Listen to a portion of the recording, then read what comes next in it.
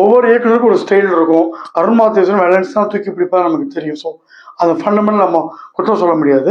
ஆனால் அந்த வயலன்ஸுக்கு ஒரு பர்பஸ் இல்லாமல் படம் வந்து வேறு ட்ராக்ல போகுது. மொத்தத்தில் நாயகன் படத்தில் வந்து நம்ம கமலஹாசன் ஒரு விபச்சாரி வீட்டுக்கு போவார். அந்த பொண்ணு படிக்கணும்னு இறக்கப்பட்டு அப்படி ஒன்றுமே பண்ணாமல் வந்துடுவார். அந்த கேரக்டரோட சாராம்சம் தான் நம்ம லோக்கி. இதில் ஃபுல் அண்ட் ஃபுல் அதிலே கொடுத்து ஒரே வெட்டு குச்சின்னு அப்படியே போயிட்டாங்க. அனிமல், மார்க்கோ இந்த மாதிரி படங்கள்ல கூட ஒரு அப்பா பிள்ளை சென்டிமெண்ட், அண்ணன் தம்பி சென்டிமெண்ட் ஒன்று இருக்கும்.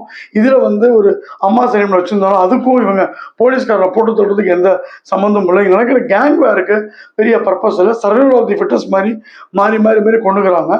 அது இன்ட்ரோலுக்கு அப்புறம் போலீஸ்காரெல்லாம் மொத்தமாக சாகிறதும், நம்ம கேங்ஸ்டர்ஸ் குரூப் மட்டும் அப்படியே இந்த ட்ரைனிங் எடுத்த மாதிரி போட்டு சொல்றதும் நம்புற மாதிரி இல்லை. அது மாதிரி சென்டிமெண்ட்டும் வந்து போலீஸ்காரன் ஃபேமிலிலாம் இல்லாத மாதிரியும் கேங்ஸ்டருக்கு மட்டும்தான் சென்டிமெண்ட் நட்பு எல்லாம் இருக்குன்ற மாதிரி அதை வந்து குளோரிஃபை பண்ணதும் ஒத்துக்க முடியல. மொத்தத்தில் இந்த படம் பயங்கரமா ஓவர் டோஸ் வயலன்ஸ் இருக்கிறதுனால வாங்கப்படம் punch line DC death certificate 2.5 star rating.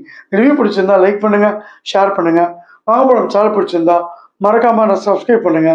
நன்றி, வணக்கம், பாய்.